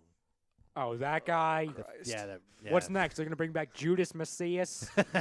Oh, that one-off right. match. Oh, man. You know, it's great to have relationships with other promotions, but that is the perfect example of what not to do when you get somebody to do a one-off. That is a terrible idea. Yeah, but so we got totally off track. We I think did. even from the first. I wasn't expecting when that. we were talking about. Even going back, let's go back to the Roman Brock thing. I don't even think we ever finished talking about that, did we? Oh, yeah. No, I think we went into That was commercial like the after that. first segment. We, Oh, my Jesus, God, it just wow. popped in my head. And I'm like, shit, we never finished talking about that. Oh, We've talked wow. about Jorts. We've talked about D. Bryan. We've talked about Abyss. Didn't even know that was like we didn't jumped even know that would be companies. a topic. First time we've talked about TNA probably in any length Congratulations, whatsoever. Impact. You And got there was some, a there was a freaking Husky Harris reference. Husky. I think the show gets props. It gets a 10 for that Husky Harris Absolutely. drop. Honestly, I think it does. We're getting Oh, Husky. man. We're getting him back. He's But gonna, yeah, Oh, Roman and God. Brock. Yeah, Roman Yeah. and Brock. he's gonna Oh. team with McGillicuddy again. Oh God, no! Don't bring up that tag team. At least no, he's please still in no. the comp. Yeah. Oh, that's right. He's with the what? He's with freaking Bo Dallas. He's Yeah, with the Miz. absolutely. I had to think for a second. Like, is he still here? Curtis Axel. Oh, No longer Michael McGillicuddy now. Michael God, that tag. They were the tag champs for what, 5-8 months, and it was the most unforgettable tag team that ever That- held those titles. Chrome, and like that could be a show in itself. To where it's literally a show of like the Where Are They Now edition, the forgotten souls of WWE and TNA. Oh, the once God. loved, now forgotten. Those who live in mid-card hell. I think Nick's right. Nick Becker says it was Kane versus Abyss. I think that was what Was the it? program Okay. wanted to do, which See- made sense because the characters had a lot of like. Similarities. Yeah, there was a lot of parallels between them. Hell, would've- I'd take it. Glenn I would've Jacobs seen and that. That and would've been Abyss- good. Glenn at his prime, Abyss in his prime. Oh, that'd been a great match. Todd Womack says that Abyss listened to Sting too much. He probably did. He also says that Rebby Sky is so sexy, and yes, she is. She is. She's a little wacky, but she's sexy. Another one, if you don't follow her on Snapchat, although I don't think she's snapped in a while, her Snapchats were really nice to watch. She's too. not active at the moment, but when she is, it's great. It is absolutely. She rocks the mom body very well. You couldn't even tell that she's had 2 kids. Yeah, I'll tell you what. Oh, that's what I was going to ask you. Did Maxwell make an appearance? He did. He at did. the before they did the ultimate deletion, Reby was at the piano and he picked up King Maxwell. Oh, good. Very nice. It's amazing too. Like he grew real fast. He was like this little baby in TNA, and now all of a sudden he's like 4, 5, 7 years old. Nick asked earlier, how do you book Ronda after WrestleMania? Ooh. So how do I book Ronda after WrestleMania? I think Ronda's going to need to work with some people that are going to be workers. I'm trying to think on the Raw roster. Who? Go ahead, Ryan. Well, if you finish your thought, I don't want to jump it. Well, I got to think it. So go Okay. ahead. I think the first step is very simple. You put her with Paul Heyman. Oh, That is the first step. I think that's going to happen. Yeah, I agree with that. Then you basically you eliminate one big concern away from Ronda, her promos. She doesn't have to talk. Yep. Ever. She doesn't. Brock doesn't. She won't have to. So then you worry about strictly in-ring skills. Obviously, we'll see a glimpse of that at Mania. Listen, I'm not saying put her right into the title picture. I don't think that would be no. justified because you would then have to put her against See- Nia Jax, which I don't think would really work. See, here's the thing. I'm trying to think on the Raw roster, if they don't do a shakeup, currently who you put her in the ring with. That is risk-free, and that's the tough part. You know, because besides Asuka, Charlotte, I could throw Becky in there too. There's not many people that Bailey possibly. There's very few that can go in the ring and be risk-free with her, you know, and that's the other scary part because she's so green. I ain't putting her with Sasha. No. No. Well, here's the unfortunately, thing. You can't Like, do that. my first name was Becky. Like, Becky jumps to Raw. Yeah. Here's the thing. We have to make sure it's storyline. Yeah. And, like, I don't see Ronda turning heel right away. So it's kind of like, Yeah, do you turn Becky heel randomly just to face Well, no, but Ronda? there is a storyline. They could play up that 4 horsewomen. I mean, Becky had true. the Twitter exchange with them. That's true. That's true because that is a Yeah. possibility there. Because that's the thing too. But that's the other problem though is Becky has been booked so bad because she hasn't won anything in so long. I feel bad for her because if anybody got the shaft out of all the 4 horsewomen, it was Becky. Becky got one title run as the SmackDown Women's Champion, first one ever. After she lost to Alexa, she hadn't done shit since. Well, you could arguably say the same thing with Bayley. That's true. Ever since she lost her women's title to Alexa, she ain't done shit since. Bayley also came up on the main roster and exposed herself for how terrible she is on the microphone. Yeah, so 100%. I don't think that's WWE that did that. No, to her. no, That's her. that's very true. And then WWE did no favors by dragging out this incredibly ridiculous storyline between her and Sasha. That is true. Oh, and actually there is a comment on that saying that I wanted to see Banks versus Bayley, but we're not getting it as Banks was added to the Women's Battle Royal. And obviously Bayley's going to be as well. That's from Nick Becker. We're probably going to see the official turn of who is going to be heel and who is going to be babyface at that. We'll find out then, most likely. I'll be interested to see if that's on the main card of the pre-show. What, the Women's Battle Royal? Well, that's tough because the question is, like the entrances are going to take a long time. Like I know they're not going to have every entrance, but it's like, do you have 2 battle royals on the pre-show? And 2, do you have a battle royal on the main show? Like that's because then you would have to, in my opinion, for the main card, it's either a battle royal or a tag match. That means one of the probably the SmackDown tag titles would probably get bumped, which I don't think should happen. Like, no, they can't bump. So there's not a lot of matches on SmackDown that are going to make the main roster. Correct. It's because they just don't have the talent enough on SmackDown. It's sad to say they have some guys and some gals. Well, you have the title match. For women's and for the WWE. Right. You got 2 title matches that have to be on the main card. Yeah. You're going to have the U.S. title I could see getting pushed to the pre-show, but it's Randy Orton, so I doubt it. Yeah, I doubt that. You have the tag have titles. Owens and Zayn, and then you have Balor and Bryan and Shane. Yep. So that's got to be on there. It wouldn't be fair to give the Usos the shaft and not put them on the main card. Well, Again, considering the too. way they've built this program to constantly reference that they have not been on the main card would be real shitty to not put them on the Be main like, card. oh yeah, you were right. You're not on the main card. and guess what? You're not this year either. No, maybe next year. Better By the luck way, next time. I really think the Usos are going to jump to Raw. I really do. Well, they got to shake it up. I could see that Yeah. happening. Because if any division needs a shake-up, they got to start swapping the tag teams. the Raw has too many tag teams as well.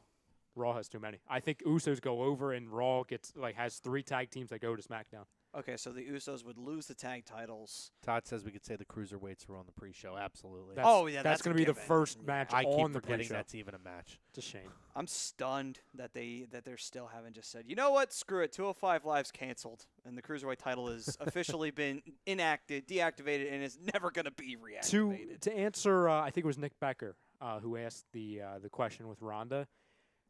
To me, I would put her in a program to where it's not going to be a one-off. It's going to kill some time because there's only 2 things I would do with her, or I should say 3 that you can do with her.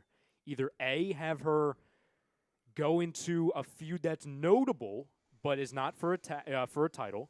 2, get her involved in the 4 Horsewomen feud, which I think comes later. I don't think they're going to jump to that yet. They can't. Survivor Series. They I can't agree. because they got to Could do be. the Banks-Bayley thing and then get that out of the way. And 3, get her involved in a title, which I think it's too soon. And it's kind of I think we all believe Nia is going to win it at WrestleMania, Yeah, correct? I think that's safe to Yeah. say. Yeah. So it's like, do you put Ronda and Not right away. Not right away. You know who you put? SummerSlam. You know who you put her with?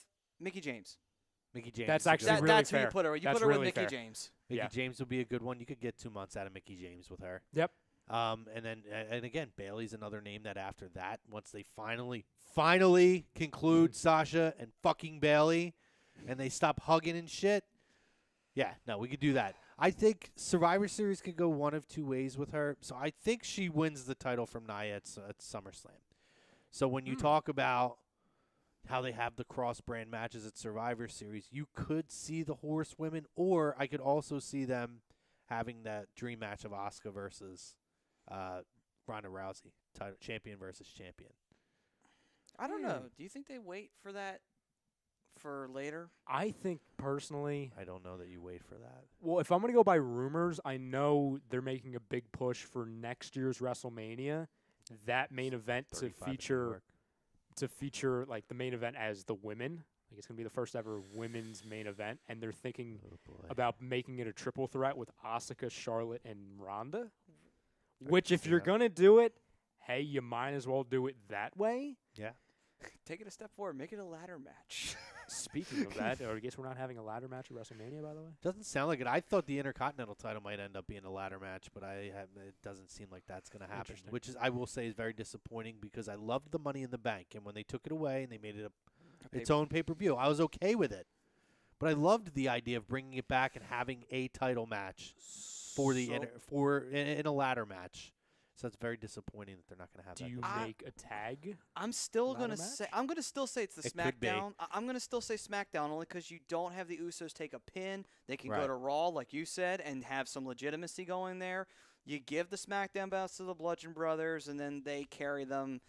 It's one of those, all right, here you go. Here's your belts. Whatever. There's your WrestleMania moment. Probably never going to get another one. So there you go. They drive me nuts with the fucking Fisher-Price mallets. I wouldn't even put the belts on the Bludgeon Brothers yet. I would put them on the Usos. I don't even like the Usos. I don't like the power pancakes. I'm not a fan. You mean the New Day? Oh, what did I say? Usos? Yeah. The New Day. I would put them. I would put the belts. The pancake thing drives me nuts. Well, it's called the power pancakes, right? I love Like the New Day. I always have. Yeah. But I hate the fucking pancakes. And I like pancakes, but I don't like pancakes out of Big E's fucking jock. I think Heath does, though. I mean, Heath did get a mouthful of them at the Royal Rumble. God, that was great. That was a great spot. That was the perfect way when everybody kicked his ass coming out to have Big E get his shot in on him without actually kicking his ass. He just put the pancakes in his mouth. Oh my God, that was hilarious. Oh, it was so good. But getting back to Brock and Roman. Oh my God, we still haven't even touched base on that. Oh my God. See, this is how unmotivated we are about this dang main event. We are so not interested. I think they've done a really good job. They're turning Brock heel, which has been freaking awesome. It's clear. I don't think Brock's leaving. Everybody's talking about Brock's probably going to leave and go to UFC. It makes no sense at his age. And we talked about this last week. You missed it. I had Mike Colon jumped on, who I know used to fight MMA. I know him from other wrestling groups. And he said, he was right. The heavyweight division in UFC is not what it used to be. It's not something that's going to be conducive to Brock at this point. I don't know that you want to put him out there. And B, his age, B, his age. C, he's still got to serve a 6-month suspension. He's still got to, and that I don't know at this point if that's going to work for him. Where he's at, he's making money sitting on his ass half the year. And, oh, by the way, he comes back, he's going to make money working with guys like Bobby Lashley. And there's other programs to work. So I'm not convinced that he's not coming back. And it's very clear these missed dates were all fictional. I mean, the guy's working fucking house shows in Poughkeepsie or wherever he was at. So let's be realistic here. I mean, it was a way for them to kayfabe a story into the mainstream dirt sheets to get heat on Brock. The people will be like, yeah, fuck this guy. He's a dick. It's the only way they can market it to where they can spin Roman as the company guy, the guy that's here for the people, and Brock just doesn't show up. That's the only way they could do it. Yeah, I mean, it isn't hard to push people in that direction because people already thought Brock was a dick. So it's not that hard to sell them on something like that. Fair. But correction though, you guys are right though. The trick is getting them to like Roman. That's the killer right there. I mean, you're always gonna have your naysayers, but I think it's working, at least to this point. The sad thing is, and Chrome, you'll witness this firsthand. Any momentum they'll have with Roman, WrestleMania night, it's just gonna be flipped. No. Well, maybe, but fickleness. No, I think if they put them on as the main event, well, yes, then they'll get shit all over. I don't think they might get shit all over worse than what Brock and Goldberg did at WrestleMania 20. Oh, true. And that's about as bad as I've ever seen at WrestleMania. Would you it's bad enough we already knew what the ending was. So, well, would you compare it to the way it was a year before when it was Roman versus Triple H? Like that was like even they threw in the spot where I think that wasn't where Steph went through a table, but she got involved, correct? And didn't she get? She took a bump that year too. Did she get speared? I think she got speared. Yeah, I think she took a spear. But like they threw that in, they're like, "Oh look, we put Stephanie through a table. Oh, she took a bump. That's for you guys. You should be happy now." Right. I think if it gets put as the main event this year, which I don't think it will, by the way. Yeah. Which is smart.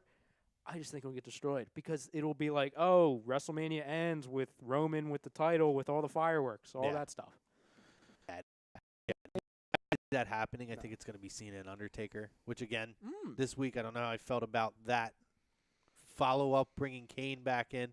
But, I mean, it's obvious to me at some point Undertaker's going to show up next week. It's just to, carry it over, just drag it out. Well, we got to be like a kidney stone here getting past. It's got to be really slow. I mean, it was super corny how they're like, oh, he may not have gotten what he originally asked for, but he may have got a bigger problem with the Big Red Machine at WrestleMania. And then they're like, oh, Kurt Angle announced that this match is happening next week on Raw. Okay, cool. Yeah, I guess sure. that's not going to happen. Yeah. I know we've been ripping certain wrestlers' attire apart tonight.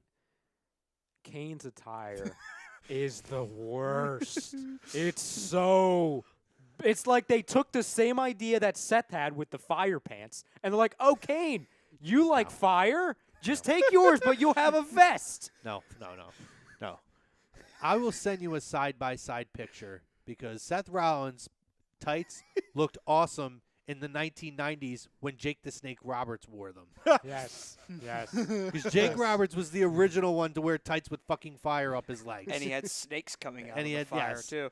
So, I digress. Can't get you cannot get any more testosterone than those pants right there in the ring. I'm telling you, man, if they're gonna do it correctly with this Cena Undertaker thing as far as a build-up, I really think they should have Shawn Michaels come out, talk to Cena, be like, man, don't do this. Don't you do this. I lost my career because of this. If they really want to make it real, maybe have Triple H come out because obviously Triple H faced him twice. Three times. That's correct. 3 times. Yep. So have a few every week, something different. And then, so how many weeks do we have? How many Raws do we have? 2 more? Yeah. 2. Yeah. So have Shawn come out next week and then have Undertaker come out the week after. Now, the real question is, are we getting the biker or are we getting the phenom? I think we're getting the biker. Are you really? Yeah. But, I mean, Kid Rock's going into the Hall of Fame this year, so it would make sense. I think I touched on this last week. To me, the booking, people bitched about, oh, Undertaker left his stuff in the ring. Anybody knows, a fighter knows, and he's a fight fan, that when you leave your stuff in the the ring or wherever, that's like you leaving it all behind and retiring. To me, that was him retiring the Undertaker gimmick. Wow. And now it's Cena's challenging Undertaker the Man to a fight. That's why he mentioned the wife's Instagram.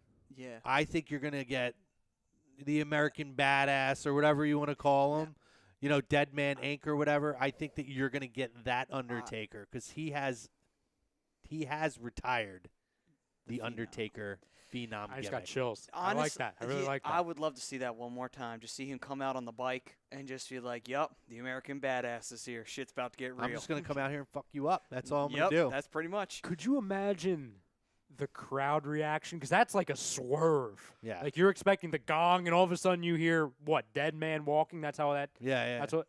Dude. I wasn't even thinking that. Yeah. That'd be fantastic. You hear the gong, but then you hear, "Are you scared?" Well, and what then I would boom, go into it. If I was booking it, what I would like to have done, and I know it's hard because you want to have that as something to sell it. You want to promote it.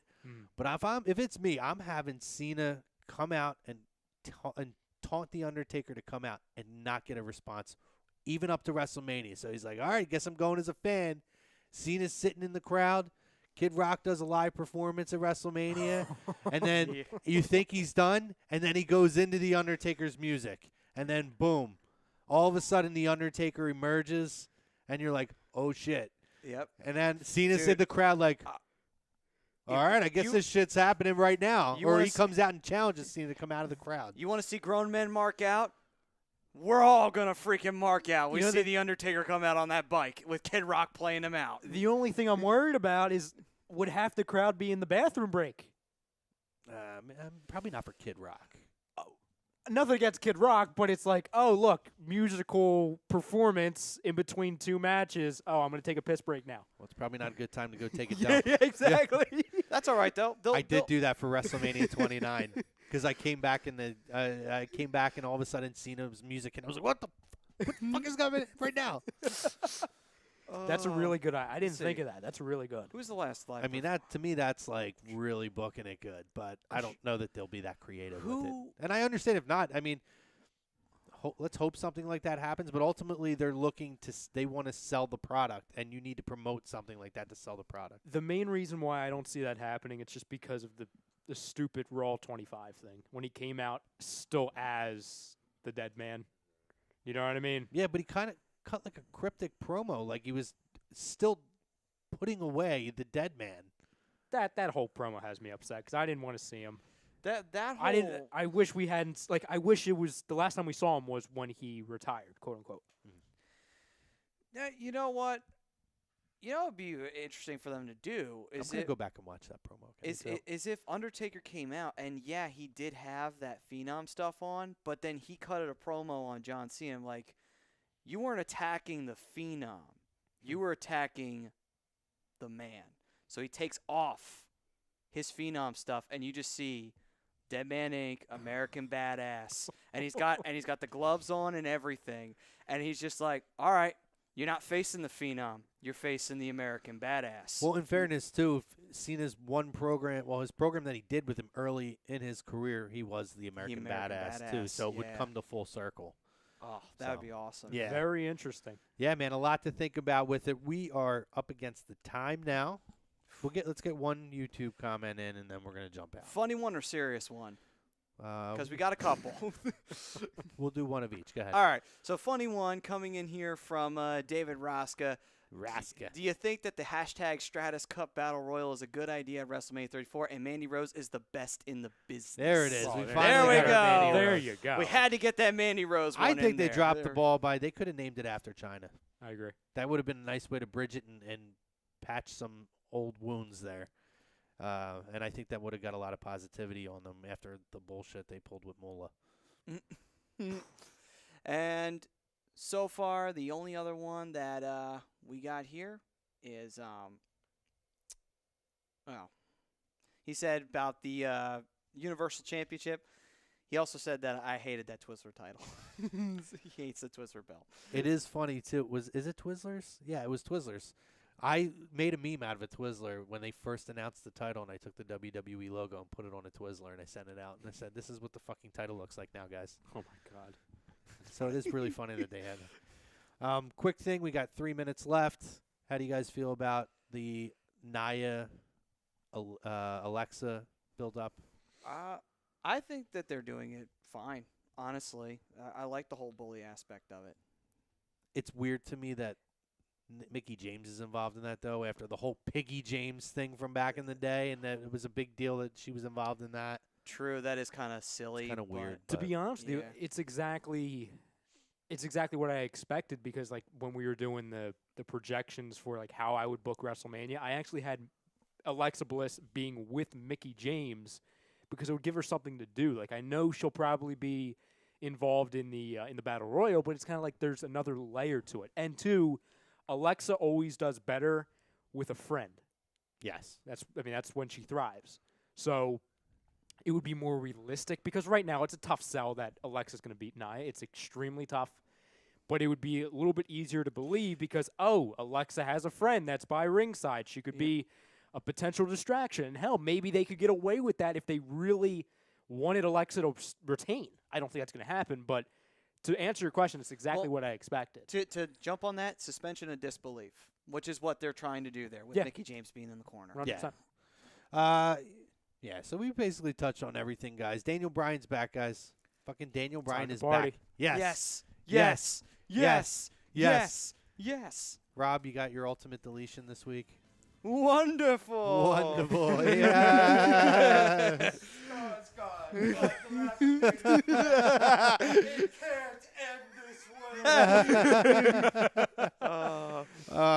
Guys, stay tuned. We got Hockey Happy Hour coming up next.